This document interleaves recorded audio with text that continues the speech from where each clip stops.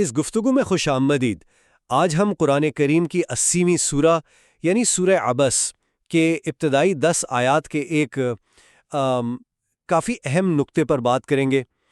یہ آیات ایک خاص واقعے کا ذکر کرتی ہیں جہاں ایک طرح کی ناگواری کا اظہار کیا گیا،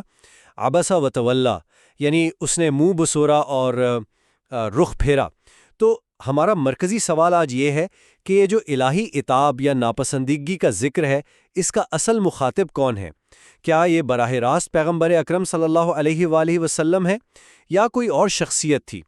یہ گفتگو ظاہر ہے ہمارے سامنے جو مواد ہے بشمول سورہ کا تعارف، عربی متن اور مختلف تفاسیر جیسے آیت اللہ مکارم شیرازی، علامہ محسن نجفی اور مولانا مقبول احمد دہلوی کی آراء ان کی روشنی میں ہوگی۔ جی بالکل، اور یہ سوال صرف کوئی تاریخی یا تفسیری دلچسپی کی بات نہیں ہے۔ میرے خیال میں اس کا ایک گہرا تعلق ہے پیغمبرانہ کردار کو سمجھنے سے، وحی کی نوعیت کیا ہے اور اسلامی تعلیمات میں جو سماجی حیثیت ہے بمقابلے خلوص نیت، ان کی ترجیحات کیا ہیں۔ تو یہ ایک اہم نقطہ ہے جس کی مختلف تشریحات ہمیں اسلامی علمی روایت میں ملتی ہیں۔ بالکل۔ اچھا، اس بحث میں میرا موقف واضح کر دوں یہ ہے کہ سورہ کی جو ابتدائی آیات ہیں ان میں جس رویے پر تنبیہ کی گئی ہے وہ پیغمبر اکرم صلی اللہ علیہ وآلہ وسلم کی طرف سے سرزد نہیں ہوا،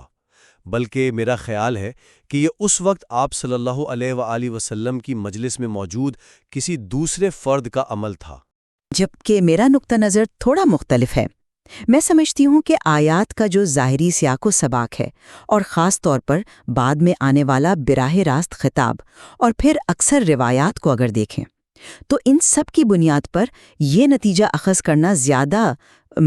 قرین قیاس لگتا ہے کہ یہ آیات ایک مخصوص صورتحال میں پیغمبر اکرم صلی اللہ علیہ وآلہ وسلم کے ایک طرز عمل، جسے ترک اولا بھی کہا جاتا ہے، اس کی طرف الہی رہنمائی پر مشتمل ہیں۔ اچھا، تو میرا نقطہ نظر تفصیل سے یہ ہے کہ سورہ کی پہلی آیت عبس و تولا یعنی اس نے تیوری چڑھائی اور منہ پھیرا، یہ جو عمل بیان ہوا ہے اسے خود رسول اللہ صلی اللہ علیہ وآلہ وسلم سے منسوب نہیں کیا جا سکتا۔ دیکھیں، اس کی سب سے واضح دلیل تو لسانی ہے۔ فعل عبسہ جو ہے وہ صیغہ غائب میں ہے، یعنی تھرڈ پرسن سنگولر میسکولن۔ اگر اللہ تعالیٰ براہ راست پیغمبر اکرم صلی اللہ علیہ وآلہ وسلم کو مخاطب کر رہے ہوتے تو صیغہ مخاطب استعمال ہوتا، یعنی ابستا، آپ نے تیوری چڑھائی۔ یہ تا کا نہ ہونا یہ میرے نزدیک بہت اہم ہے۔ پھر آپ دیکھیں کہ بعض شیعہ روایات بھی ہیں جن کا حوالہ علامہ نجفی اور دیگر مفسرین نے بھی دیا ہے، وہ واضح کرتی ہیں کہ یہ جو ناگواری کا اظہار کرنے والا شخص تھا وہ بنو امیہ کا ایک فرد تھا جو اس وقت نبی کریم صلی اللہ علیہ وآلہ وسلم کے پاس بیٹھا ہوا تھا جب وہ نابینا صحابی حضرت عبداللہ ابن ام مکتوم جو ظاہر علم اور ہدایت کے سچے طلبگار تھے وہاں تشریف لائے تھے۔ تو اس اموی شخص نے ایک نابینا غریب سائل کی آمد پر منہ بسورا۔ قرآن کا ایک اسلوب بھی ہے جسے ایاک آنی واسمعی یا جارا کہتے ہیں، یا فارسی میں سردلبران در حدیث دیگراں، یعنی بات کسی اور کی سنانا کسی اور کو مقصود ہو۔ یہ بھی ممکن ہے، مگر اچھا میں سمجھتا ہوں کہ یہاں تو صیغہ غائبی بذات خود کافی دلیل ہے۔ تو یہ تشریح جو ہے وہ پیغمبر اکرم صلی اللہ علیہ وآلہ وسلم کے بلند ترین اخلاق کریمہ اور آپ کی جو شان رحمت للعالمین کی اس کے عین مطابق ہے، اور یہ اس قرآنی اصول کو بھی تقویت دیتی ہے کہ اللہ کے نزدیک سچے ہدایت کے طلبگار کی قدر و قیمت وہ دنیاوی سرداروں سے کہیں زیادہ ہے۔ جی، میں آپ کی لسانی دلیل کی اہمیت کو سمجھ رہی ہوں، لیکن میں اس معاملے کو آیات کا جو مجموعی بہاؤ ہے اور جو ایک وسیع تر روایتی تناظر ہے اس میں دیکھتی ہوں۔ یہ بات درست ہے کہ عبسہ صیغہ غائب میں ہے، لیکن آپ دیکھیں کہ آیات 1 سے 10 تک بظاہر ایک ہی واقعہ بیان ہو رہا ہے۔ آیت 3 میں ہی دیکھیں وَمَا يُدْرِيكَ لَعَلَّهُ يَزَّكَّىٰ، یہاں سے ہی مخاطب کا صیغہ کا یعنی آپ کو شروع ہو جاتا ہے، اور پھر آیات 5 سے 10 میں تو بالکل واضح طور پر ضمیر مخاطب انتا یعنی آپ استعمال ہوا ہے۔ اما من استغنا فانت له تصدى واما من جاءك يسعى وهو يخشى فانت عنه تلهى، یعنی جو بے پرواہ کرتا ہے آپ اس کی طرف توجہ کرتے ہیں، اور جو آپ کے پاس دوڑتا ہوا آتا ہے اور وہ ڈرتا بھی ہے، آپ اس سے بے رخی کرتے ہیں۔ تو یہ جو تسلسل ہے، یہ اس بات کی طرف اشارہ کرتا ہے کہ پورا خطاب ایک ہی ہستی سے متعلق ہے، یعنی پیغمبر اکرم صلی اللہ علیہ وآلہ وسلم۔ اور اکثر مفسرین، خاص طور پر اہل سنت کی جو غالب روایات ہیں، وہ اسی واقعے کی طرف اشارہ کرتی ہیں کہ جب آپ صلی اللہ علیہ وآلہ وسلم قریش کے سرداروں کو دعوت دینے میں پوری طرح متوجہ تھے، تو حضرت ابن ام مکتوم کی آمد ہوئی اور انہوں نے کچھ اصرار کیا، تو آپ صلی اللہ علیہ وآلہ وسلم نے شاید ناگواری محسوس کی کہ کہیں یہ سردار بدک نہ جائیں۔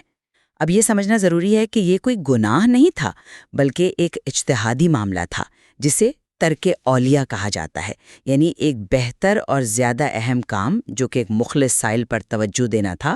اس کے مقابلے میں ایک ایسے کام کو وقتی ترجیح دے دی جس کا نتیجہ یقینی نہیں تھا، یعنی سرداروں کو مائل کرنے کی کوشش۔ تو اللہ تعالیٰ نے اس موقع پر بہت ہی محبت بھرے انداز میں رہنمائی فرمائی اور ایک دائمی اصول واضح کر دیا کہ دین کی دعوت میں ترجیح کسے ملنی چاہیے۔ تو یہ واقعہ دراصل وحی کی اہمیت کو اور پیغمبر صلی اللہ علیہ وآلہ وسلم کے لیے بھی اس کی رہنمائی کی ضرورت کو ظاہر کرتا ہے۔ آپ آیات کے تسلسل اور ضمیر انتا کے استعمال پر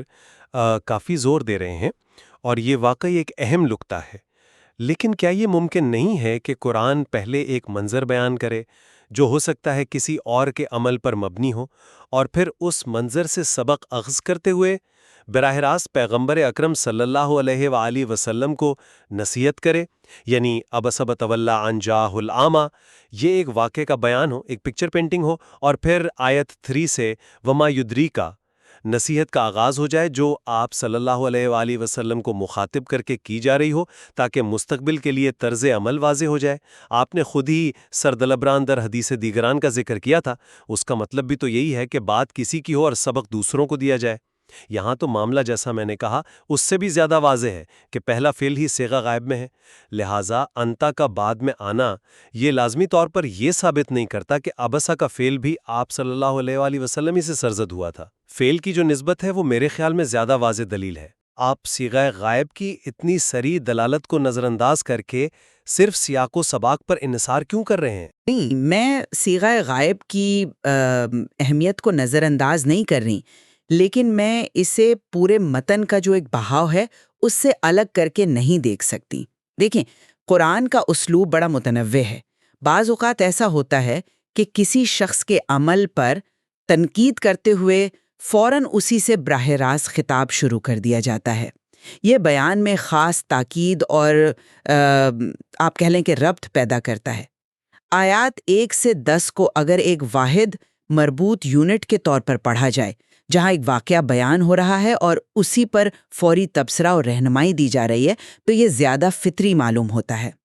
یہ تقسیم کے پہلی 2 آیات کسی اور کے بارے میں ہیں، اور آیت 3 سے اچانک خطاب نبی اکرم صلی اللہ علیہ وآلہ وسلم کی طرف ہو جاتا ہے، یہ تھوڑی سی غیر مربوط محسوس ہوتی ہے، کم از کم مجھے۔ کیا یہ زیادہ منطقی نہیں لگتا کہ اللہ تعالیٰ پہلے واقعے کا ذکر کرے، اس نے منہ بسورا، اور پھر فوراً اسی شخصیت کو مخاطب کرے جس سے یہ عمل یا کم از کم اس موقع پر موجود طرز عمل سرزد ہوا، اور آپ کو کیا معلوم، تاکہ اصلاح کا جو پہلو ہے وہ زیادہ مؤثر ہو۔ اس لیے میرے نزدیک انتا کا استعمال یہ پہلی آیت کے فائل کو سمجھنے میں ایک کلیدی حیثیت رکھتا ہے۔ اچھا، اب ذرا روایات کی طرف آتے ہیں۔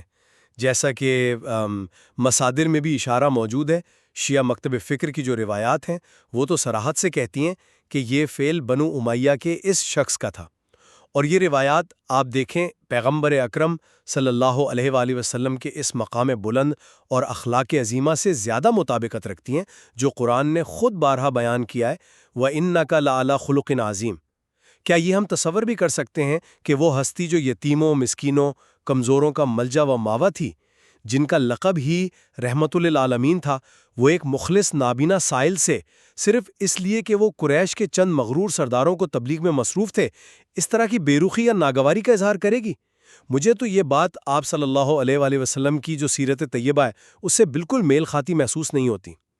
اور یہ تشریح آپ صلی اللہ علیہ وآلہ وسلم کی عصمت کا جو تصور ہے اس کے بھی زیادہ قریب ہے۔ جی، میں آپ کے پیش کردہ پیغمبرانہ کردار کے پہلو کی بالکل قدر کرتی ہوں، لیکن ہمیں روایات کا جو مجموعی ذخیرہ ہے اسے بھی تو دیکھنا ہوگا۔ جمہور مفسرین اور محدثین، خصوصاً اہل سنت کے ہاں کثرت سے یہی روایت ملتی ہے کہ یہ واقعہ براہ راست نبی کریم صلی اللہ علیہ وآلہ وسلم سے متعلق ہے۔ ہمارے زیر نظر مواد میں بھی ان مختلف روایات کا ذکر موجود ہے۔ اب اسے آپ صلی اللہ علیہ وآلہ وسلم کی شان میں کمی سمجھنا میرے خیال میں ضروری نہیں۔ یہ واقعہ دراصل آپ صلی اللہ علیہ وآلہ وسلم کی بشری جہت کو اور وحی الہی پر آپ کے کامل انحصار کو ظاہر کرتا ہے۔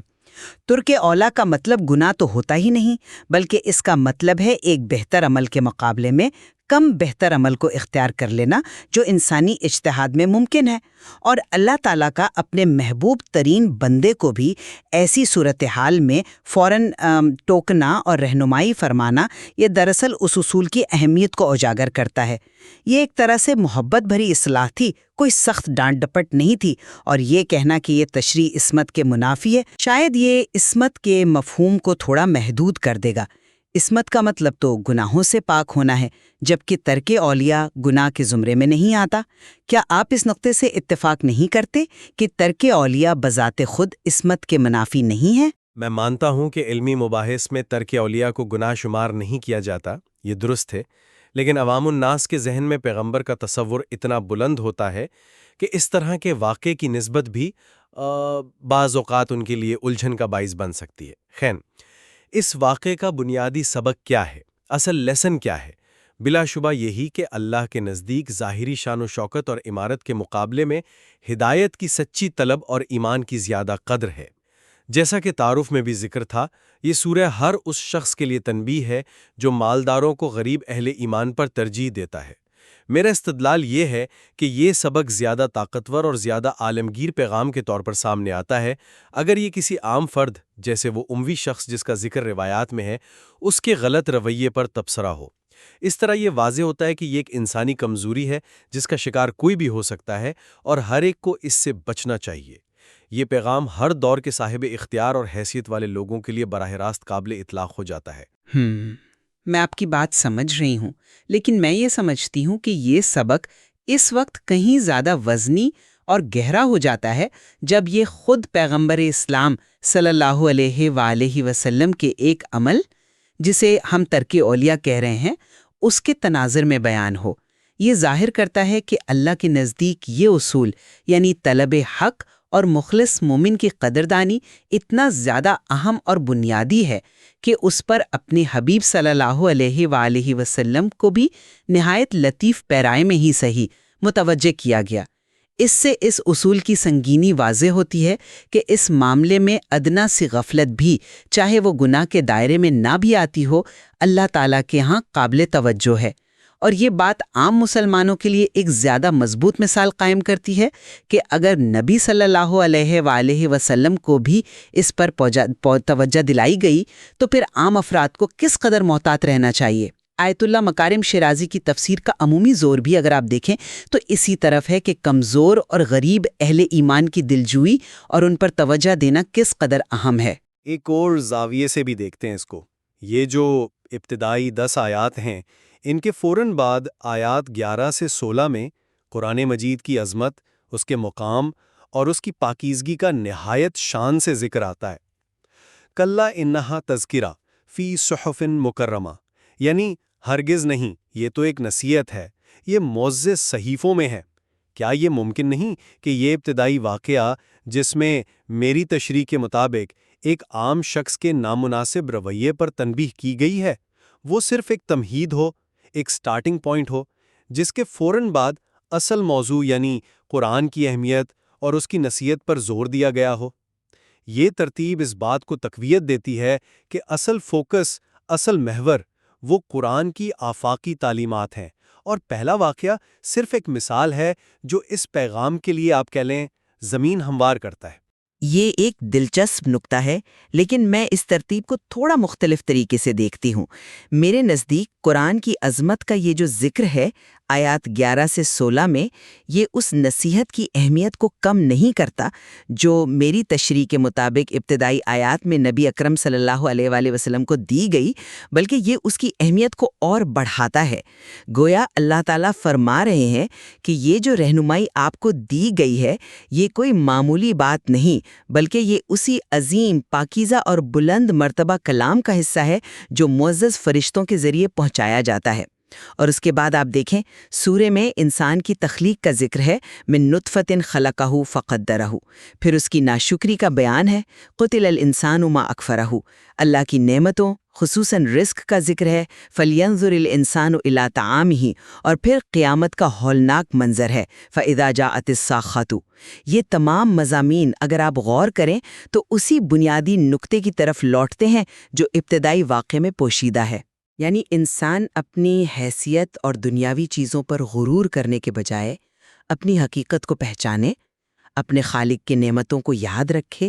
اور اپنی اصل منزل یعنی آخرت کو سامنے رکھے اور طلب حق کو مقدم رکھے۔ تو اس لحاظ سے پہلی 10 آیات پوری سورہ کا جو مرکزی خیال ہے اس کی بنیاد فراہم کرتی ہیں۔ تو خلاصہ کلام یہ ہے کہ میرے نزدیک لسانی دلائل، خاص طور پر فعل عبسہ کا صیغہ غائب میں ہونا، اور پھر مخصوص شیعہ روایات کی روشنی میں نیز پیغمبر اکرم صلی اللہ علیہ وآلہ وسلم کے اعلیٰ ترین اخلاق و کردار اور مقام عصمت کو مد نظر رکھتے ہوئے زیادہ قوی احتمال یہی معلوم ہوتا ہے کہ سورہ عبس کی ابتدائی آیات میں جو ناگواری مذکور ہے اس کا تعلق براہ راست آپ صلی اللہ علیہ وآلہ وسلم کی ذات اقدس سے نہیں بلکہ کسی اور شخص سے تھا، اور اس سے ایک عالمگیر اخلاق کی سبق بھی میرے خیال میں زیادہ مؤثر انداز میں سامنے آتا ہے۔ اور میرا خلاصہ یہ ہے کہ آیات 1 سے 10 کا جو داخلی ربط اور تسلسل ہے، خاص طور پر بعد کی آیات میں ضمیر مخاطب انتا کا جو صریح استعمال ہے، اور پھر جمہور مفسرین و محدثین کی روایات کو سامنے رکھتے ہوئے یہ بات زیادہ قرین قیاس لگتی ہے کہ یہ آیات پیغمبر اکرم صلی اللہ علیہ وآلہ وسلم کے ایک وقتی طرز عمل یعنی ترک اولا پر اللہ تعالیٰ کی طرف سے محبت بھری رہنمائی تھیں۔ یہ واقعہ نہ صرف وحی کی اہمیت اور ضرورت کو اجاگر کرتا ہے بلکہ اللہ کے نزدیک سماجی حیثیت کے مقابلے میں خلوص اور طلب ہدایت کی فوقیت کا جو اصول ہے اسے ہمیشہ کے لیے قائم کرتا ہے۔ بلا شبہ سورہ عبس کی ان ابتدائی آیات کی تشریح میں یہ جو اختلاف رائے ہے یہ خود قرآن فہمی کی وسعت اور گہرائی کو ظاہر کرتا ہے، اور یہ بھی کہ مختلف علمی زاویے ایک ہی متن سے کیسے مختلف نتائج اخذ کر سکتے ہیں۔ بالکل، اور یہ اہم ہے کہ دونوں تشریحات سے جو ملنے والا بنیادی سبق ہے وہ ایک ہی ہے کہ اللہ کے نزدیک انسان کی قدر و قیمت اس کی ظاہری حیثیت سے نہیں بلکہ اس کے ایمان، اس کے تقوی اور اس کی طلب ہدایت سے ہے۔ اور یہ گفتگو ہمیں دعوت دیتی ہے کہ ہم فراہم کردہ مواد میں جو سورہ کے دیگر اہم مضامین ہیں جیسے قرآن کی عظمت، انسان کی تخلیق، اللہ کی نعمتیں اور آخرت، ان پر بھی اسی طرح غور و فکر جاری رکھیں۔